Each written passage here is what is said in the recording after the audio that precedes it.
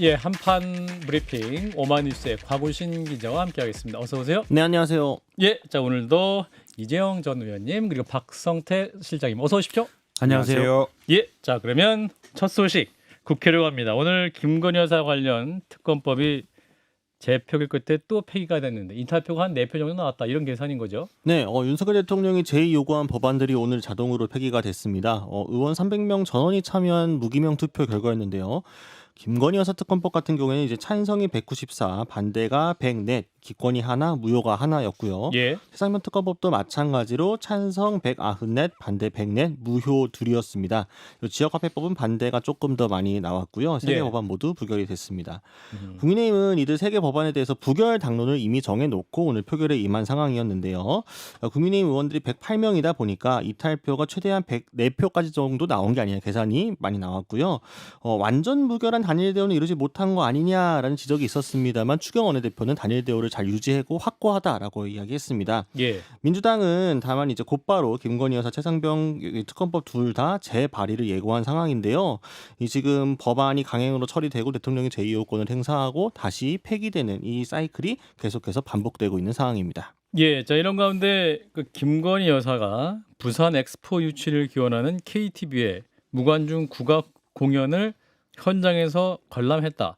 이 보도가 나와서 또 논란인데 어떤 내용입니까? 예, 이게 이제 어제 JTBC 뉴스룸에서 나온 내용이었는데요. 예. 작년 10월 31일 청와대 관저뜰에서 녹화된 총 예산 8,600만 원 상당의 KTV 국악 공연 당시 현장에서 이제 관람을 했다. 김건희 여사가 이런 이 복수 공연 관계자들이 인용이 돼서 보도가 됐습니다. 예, KTV는 정부 산하기관인데요. 잘 아시는 것처럼 문화체육관광부의 한국정책방송원이 운영을 하고 있습니다. 이 국악 공연 비용도 당연히 정부 예산으로 치러진 공연이었는데요. 예, 뉴스 보게 되면은 이제 행사 전에 이미 대통령 내외가 관람하는 VIP 행사라고 전달받았다라고 하고 있고요. 당일에는 이제 김건희 여사만 왔다고 하고 행사 업체가 KTV로부터 받았다는 문건에도 이와 비슷한 자리 배치를 담은 좌석 배치도가 포함이 되어 있었다라고 합니다. 그리고 예. 이들이 앉은 테이블에 꽃도 장식이 되어 있었다라는 건데요.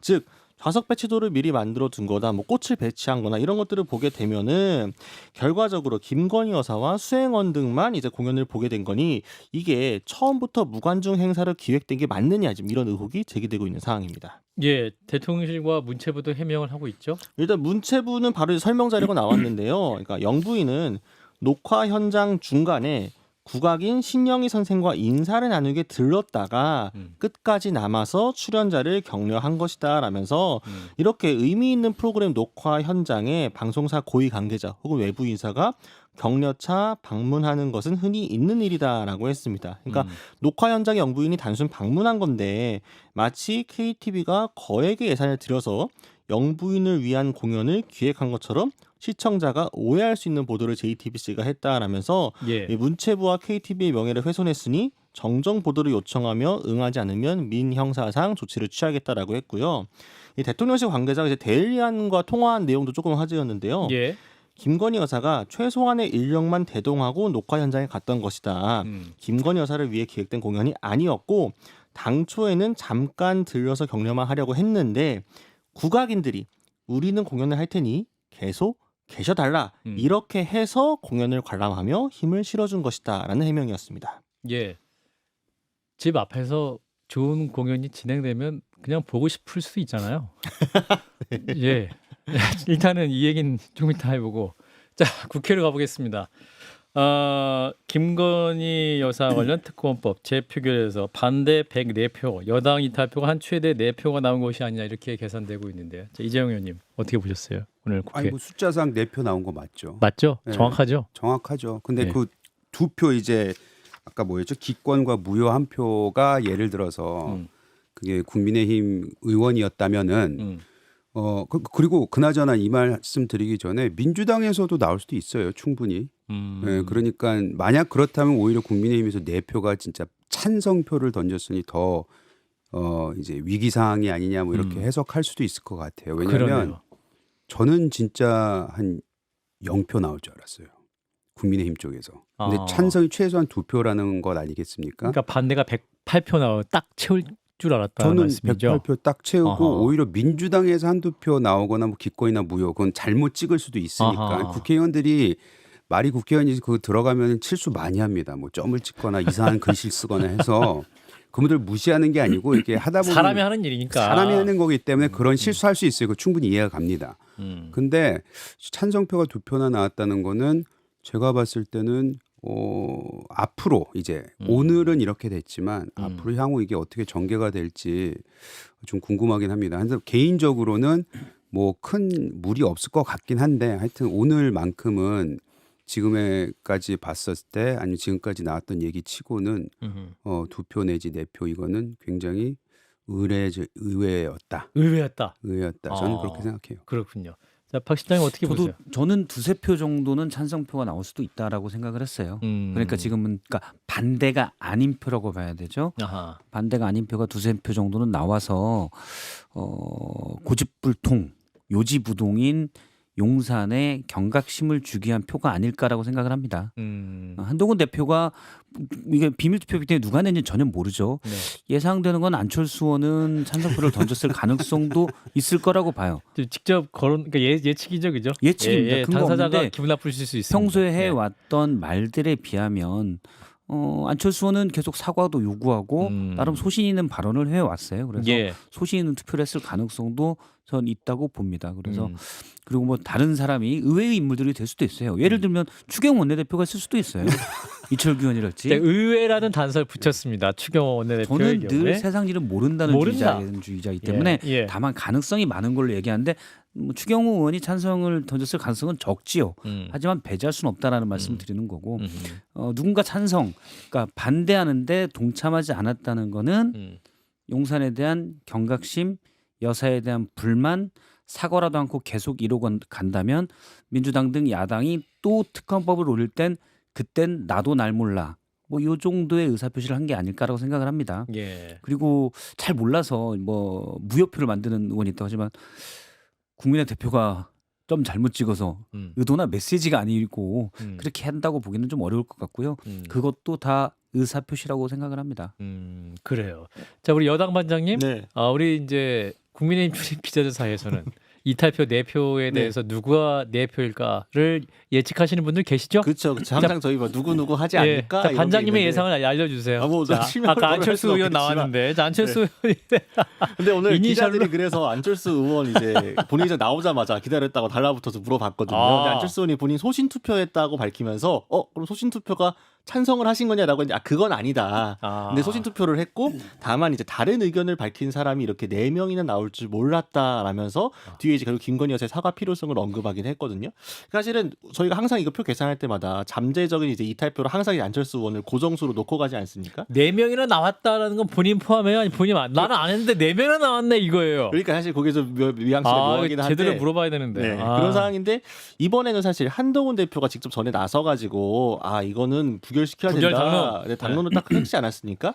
근데 지금 안 그래도 당정 관계가 썩 좋지 않은 상황에서 그리고 키를 쥐고 있는 거는 한동훈 대표 혹은 소위 친한계로 불리는 인사들일 텐데 이번에는 어떻게 표면상 봉합을 해가지고 동참을 했지만 아까 잘 말씀해 주신 것처럼 다음 표결 때도 과연 지금 같은 당정 상황에서 뭐 일각에서는 당정 갈등이 아니라 윤한 갈등이라고 합니다. 어쨌든 윤한 갈등이 더 불거지게 되면 그때도 한동훈 대표와 같은 선택을 할까? 이건 사실 모르는 거기 때문에 근데 한동훈 대표한테 다음에도 무한루프로 또 반복이 되면 이번처럼 똑같은 방식으로 뭐 당론은 가시냐 이렇게 했더니 그땐 또 그때 가서 봐야죠라고 열린 결말을 그렇죠. 얘기했어요. 그러니까 혹시 다음에는 당론을 안 정하면 4표보다 더 나올 수 있는 거 아니에요? 그 사실은 만약에 당대표가 그냥 이번 당론으로 하지 않고 그냥 소신투표를 하겠습니다 라고만 하더라도 이게 어떻게 되죠? 엄청난 그러니까요. 혼란 상황이 생기는 거잖아요. 네. 당연히 여당 대표면은 이런 표결 같은 경우는 당론으로 가는 게 맞을 텐데 통상적으로. 근데 지금 당정 관계가 통상적인 상황이 아니다 보니까 지금 한 가지 약재가 아니라 여러 가지 약재가 서로 겹쳐 있는 상황에서 만약 한두 가지 뇌관만 크게 불이 붙게 되면은 정말 이제 알 수 없다. 이게 지금 기자들이 다 흥미롭게 보고 있는 지점입니다. 네. 만약 제가 한동훈 대표라면 한동훈 대표는 물론 제가 아니죠. 근데 제가 만약 그렇다면 내화, 예. 일체화 시킨다면 무라일체 뭐 이런 건데 제가 압니다. 근데 어쨌든 근데 제가 한동훈 대표라면은 저는 정말 가까운 몇몇 의원에게 얘기해서 찬성표를 몇 표 줘서 용산에게 좀 위기감을 불러일으킬 필요도 있다고 봅니다. 정말 신뢰가는 사람에게 저는 그렇게 했을 것 같아요. 제가 너무 공작 정치인지 아닙니다. 모르겠지만 곽우신 저는 의원 전략이라고 공작 생각합니다. 맞아요. 아니 이거 공작 정치 맞아 이거 그거. 전략이에요. 전략. 공작이 아니고 이거는 국회 경험이 없어서 하는 말입니까? 그래요. 저는 국회 그래서 안 갑니다. 되시는 게 나을 것 네. 같아요. 정치하지 마세요. 그럼 알겠습니다. 공작 정치하실 것 같아. 네, 저 전략으로 뭐 이건 해서 위협감을 줘야 됩니다. 정치를 하되 당 대표만 안 하면 되지. 그냥 3명 그런가? 정도 얘기를 해놓고 근데 또 제가 그렇게 의사를 전달했음에도 불구하고 그냥 이신점시로 동참한 사람이 많아서 가결돼서 그럼 뭐 어쩔 수 없고 인생이라는 게 또 그런 거잖아요. 예. 네. 저 같으면 그랬을 것 같긴 해요. 네. 아까 추경호 대표의 발언부터 시작해서 자꾸 우리를 갈라치게 하시려고 하는 그런 의도가 보이는데 추경호 의원 불과 며칠 전에 저녁 잘 먹고 왔는데 지금 만찬에서 우리는 네. 하나다. 우리는 하나다 그거 하고 오셨는데 원래 실장님께서 굉장히 그렇게 저도 말씀하시면 화들짝 놀랄 것 같아요. 진짜 굉장히 추경호 전 대표가. 추경호 원내대표가 그랬을 가능성은 극히 없다고 생각해요. 예. 하지만 전혀 없는 건 아니다. 음. 역시. 근데 저 그런 생각은 들어요. 한동훈 대표가 이 특검은 반드시 우리가 반대해야 된다고 하셨잖아요. 예. 근데도 이렇게 4표 정도 뭐 많게는 4표 적게는 2표가 나왔다는 뜻은 뒤집어 생각해 보면 용산이 한동훈 대표한테 고마워야 될 수도 있다고 생각해요. 왜냐하면 방금 말씀하셨잖아요. 한동훈 대표가 만약 이렇게 당론 내지 이런 식으로 강하게 주장하지 않았으면 더 이탈표가 나올 수도 있지 않았겠냐라고 상상이 가능한데 그런 측면에서 보면은 한동훈 대표가 이렇게까지 반대를 해줬기 때문에 이탈표가 덜 나온 게 아니냐까지도 뭐 상상할 수 있겠네요. 예. 공원지 한동훈 대표 스타일상 컨트롤할 수 없는 상황을 만들고 싶지 않았기 때문이 아닐까라고 봐요. 본인이 마음을 먹어서 할 거만 하고 근데 아직은 때가 아니다라고 생각했을 수 있어서 알겠습니다. 역풍이 더 불 수 있어서 그 이제 여권에선 탄핵 트라우마가 있기 때문에 예. 배신자 프레임에 대한 두려움들이 좀씩 있는 것 같아요. 무기명인데 모르잖아요. 그러니까 만약에 한동훈 대표가 그거를 본격적으로 나서서 얘기하면 나서 얘기한다면. 예. 자, 그런데 이제 이번 주말에 친한계가 19명이 회동을 한다고 하는데 요것도 어떤 의미가 있을까요? 이제 딱 보면서 이번에 어떻게 했어? 이렇게 얘기가 나올까요? 주말에. 저는 거기까지는 안 나오고 일단 19명이나 된다는 게 많이 늘었네라는 생각이 들고요. 네. 근데 이 자리에서 그 얘기는 나오지 않을 것 같습니다. 다만 의미에 대해서는 서로 좀 의견은 나눌 수 있겠구나. 뭐 그 정도인데 제가 봤을 때 특검과 관련해서는 지금 야당과의 관계 그리고 이재명 대표의 지금 11월 선고 뭐 등등 너무 켜켜이 쌓여 있는 정치적 이벤트들이 있기 때문에 예. 그때까지는 여당의 대부분은 절대로 이 특검에 찬성을 할 것 같지는 않습니다. 근데 이제 타이밍이 미묘하잖아요. 이제 원내대표와 지도부와 이제 상임의장단과의 만찬이 있은 후에 이제 우리 박성태 시장 같은 경우는 쟤만 빼고 요런 만찬이었다고 그러던데 여기 이제 팀 한동훈 텔레그램방에서 송석준 의원이 먼저 제안을 했고 이제 모두가 참여 의사를 밝혔다는 것이고 그래서 국민의힘은 18명 한동훈 국민의힘 대표가 6일 날 만난다는 거 아니에요. 그러면은 이게 지금 8표가 아니라 여차하면 18명이 뭉칠 수도 있어. 이런 시위가 될 수도 있는 거 아니에요?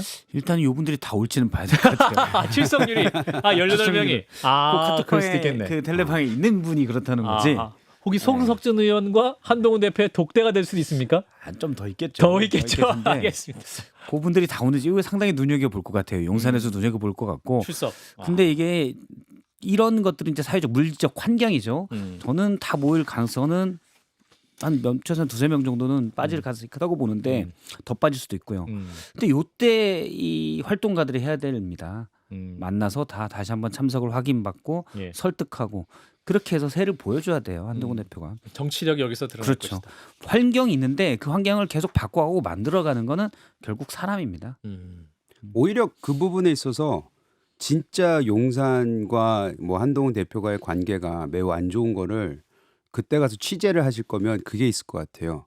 용산에서 혹시 다 가지 말라는 전화를 받은 적이 있느냐. 그 텔방에 있는 뭐 18명한테 혹시 메시지 받았냐? 메시지 받았냐. 아마 그것이 또 재미있는 관전 포인트가 되지 않을까. 만약 그런 일이 있다면 전 안 할 것 같긴 한데. 하죠. 왜 안 하겠습니까? 내가 공작 말을 정치. 괜히 공작 정치.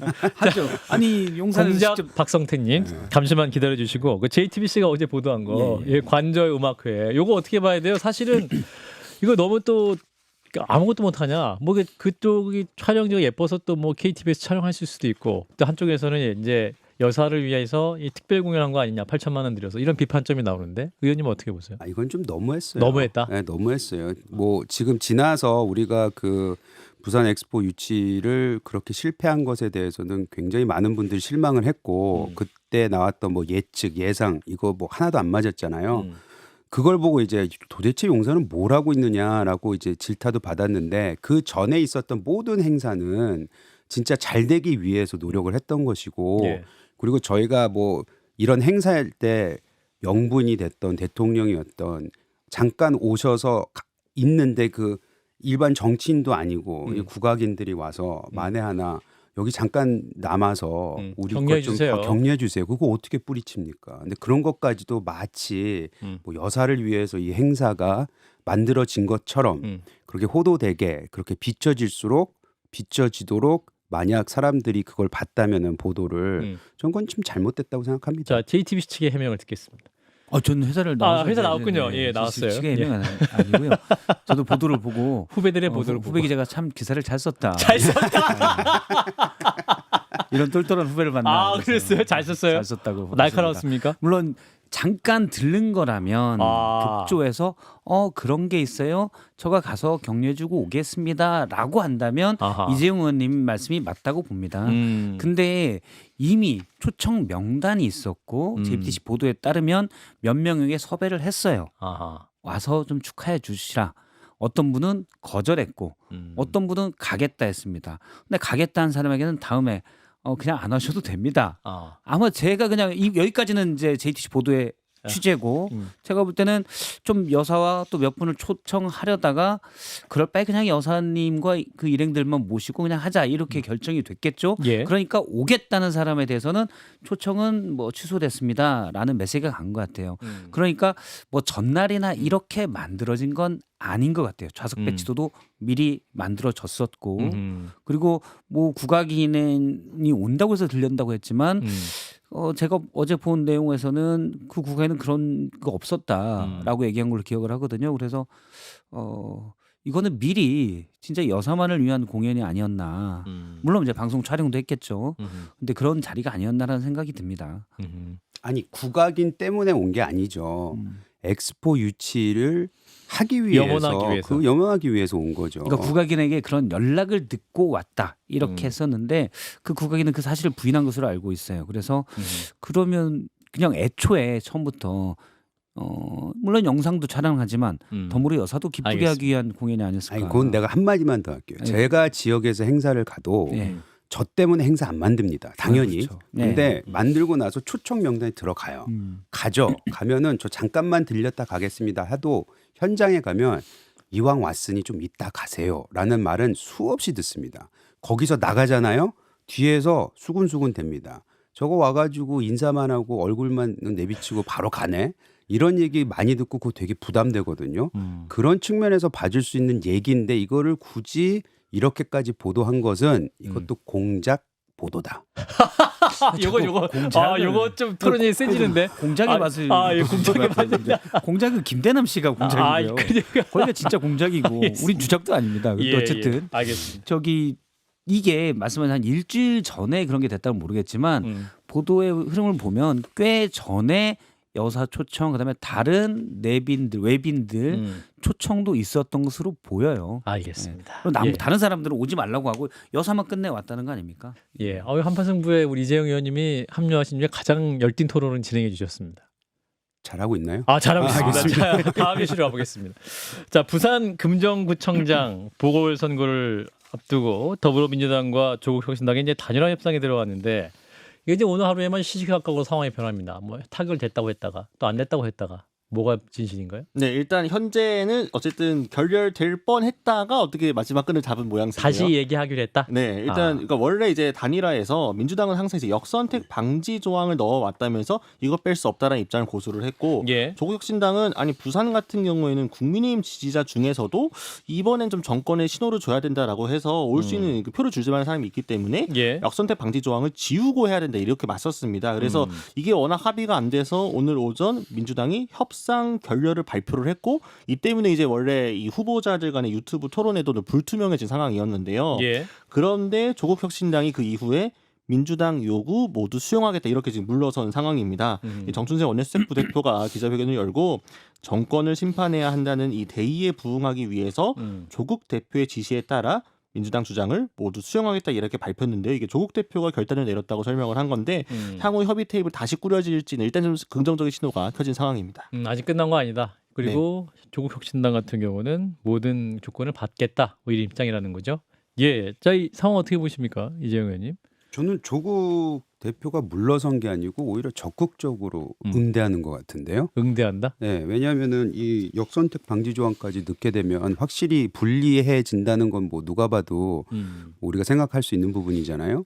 근데 이걸 받아들이면서까지도 이 단일화에 자기네들은 뭐 참여하겠다는 뜻은 그만큼 자신감 내지는 의지를 보였다고 생각을 하고 오히려 이 상황에서 역선택 방지 조항까지 들어갔음에도 불구하고 단일화가 만약 뭐 조국 혁신당으로 된다면은 그럼 민주당한테 매우 큰 타격이 있을 거기 때문에 조국 대표 입장에서는 뭐 잃을 게 없는 게임이겠죠.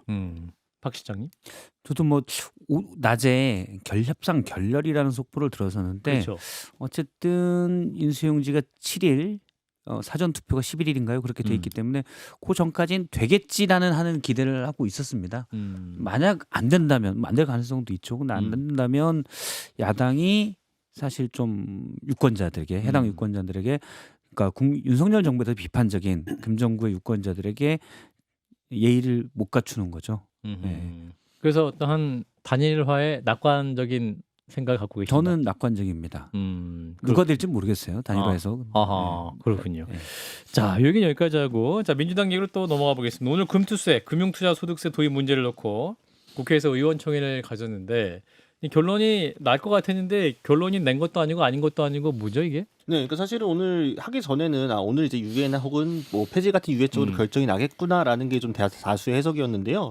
하지만 실질적으로 의원총회에서는 굉장히 좀 이제 시행과 이 유예가 상당히 좀 팽팽하게 부딪혔다고 합니다. 그래서 의총만 1시간 30분 정도 이어졌고요. 이제 끝나고 노정면 원내대변인이 브리핑을 했는데 예. 유예 또는 폐지하자는 의견이 많았다라면서도 시행 또는 보완 후 시행 입장과 유예 또는 폐지 입장 거의 비슷한 수준이었기 때문에 한쪽으로 치우치지는 않았다라고 전했습니다. 그래서 박찬대 원내대표가 이 정도로 팽팽한 사안이라면 토론을 더 하든 표결을 하든 결론이 나기 쉽지 않아 보인다라면서 지도부에 위임해 주면 책임지고 결단하겠다 이렇게 발언을 해서 지도부 위임 쪽으로 가닥이 잡혔다고 합니다. 지도부에 위임하면 최고위 회의에서 투표를 결정하는 건가요? 뭐 당 대표가 하겠다는 건가요? 이재용 의원님 정치의 관행을 보면 어떻게 하는 겁니까?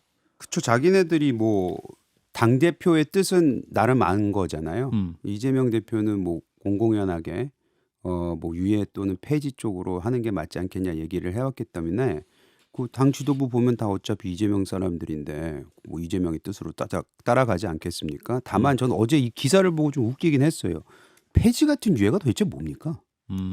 그게 도대체 뭐예요? 폐지 같은 꽤 유예는 오랫동안 미뤄두는 것으로. 무기한 아니 예. 이게 폐지면 폐지고 무기한 유예는 유예. 유예지. 예. 무기한 유예 그것도 말이 안 되는 거라서 민주당이 왜 이 이슈에 대해서 전국 정당이 되겠다고 얘기하고 뭐 집권당이 되겠다고 얘기하면서 왜 이렇게 수많은 대한민국 국민이 원하는 폐지를 이렇게 정리를 못하는지에 대해서는 저는 좀 의아해요. 한동훈 대표도 이거를 뭐 폐지 혹은 유예한다고 해서 뭐라고 할 사람 하나도 없다 이렇게 한동훈 대표 얘기하고 있는데 이래서 결정 안 한 건가요 민주당이? 저는 뭐라고 합니다. 뭐라고 합니다. 제가 늘 얘기지만 소는 누가 키웁니까? 아하. 근데 저도 더 이상 이걸로 문제 삼지는 않기로 했어요. 왜냐하면 세금 내라고 하면 누가 좋아하겠습니까? 원래 그러면 금투세가 어떻게 생기게 된 연유를 알아야 되는데 4조 5조 정도가 되는 증권 거래세 이거는 증권 투자를 하는 사람들이면 거래를 하는 순간 자동으로 발생됩니다. 예. 죄송합니다. 이걸 없애는 대신 선진국형으로 투자 이익을 본 사람만 세금을 내자. 원래 1조 좀 넘는 돈이 예상이 되는. 그래서 실제 세수는 많이 줄어요. 그러니까 증권 투자자들 사이에 세금을 내는 돈은 많이 줄게 되는데 무작정 단에는 손해를 나든 이익을 나든 단에는 거래세는 폐지하는 쪽으로 가고 실제 폐지됩니다. 거기에 붙어있던 농특세만 조금 남게 돼요. 계속 줄여왔고요. 그래서 대신 금융투자소득세를 만들자. 그러니까 대신 더 적은 세금을 만든 거예요. 근데 그걸 할 때는 그냥 같이 시행을 해버렸어야 되는데 시행을 안 하고 새로 내는 세금은 유예를 둔 겁니다. 그건 뭐 전산 시스템도 만들어야 되고 그런 아하. 부분이 있었죠. 아하. 그러니까 유예를 하다 보니까 하필 유예에서 시행하는 초기가 지난 대선이 되고 그러니까 대선 주자들아 새로 걷는 세금처럼 되어버려서 부정적에서 또 유예를 한 거예요. 아하. 근데 이번에 이게 논란이 돼버렸잖아요. 논란을 불을 당긴 거는 한동훈 대표인데 그러면서 이제 이슈가 돼버리면 못해요 이거는. 그래서 저는 평론가로서는 이건 해야 되는 거라고 보지만 이미 이거는 기세를 잃었다. 특히 지난 토론에서 민주당 한 의원이 그러면 인버스 투자하세요라고 얘기하는 순간 끝난 것 같아요. 네. 그래요. 근데 그 부분은 제가 어제 천목회에서 이 금투세 가지고 토론회가 있었어요. 근데 얘기를 들어보니까 이 거래세는 없어지는 게 맞지만 거래세가 없어지면 오히려 단타가 더 많아질 수도 있고 게다가 거래세가 없어지는 것뿐이지 증권사들이 가져가는 수수료는 오히려 거래가 많아지면 더 증권사만 배부를 수도 있는 거 아니냐. 그래서 여러 가지 의견이 있어요. 그리고 세금도 지금 4조 5조 말씀하셨는데 지금 그 거래세, 그러니까 지금 금투세를 시행하는 순간 뭐 그것이 없어질 수도 있다고 얘기하지만 사실 그게 큰 틀에서 보면 그렇게 큰 돈이 아닐 수도 있거든요. 오히려 그걸로 인해서 생겨나는 소비자들의 폐해가 더 클 수도 있다. 그래서 저는 이건 팽팽한 의견 같아요. 오케이. 자, 요 이슈는 잠시 후 지금 대기하고 있는 더불어민주당 이소영 의원을 만나면서 더 깊게 얘기를 해보고요. 일단 브리핑 여기서 마무리하겠습니다. 오마이뉴스의 곽우신 기자, 고맙습니다. 감사합니다.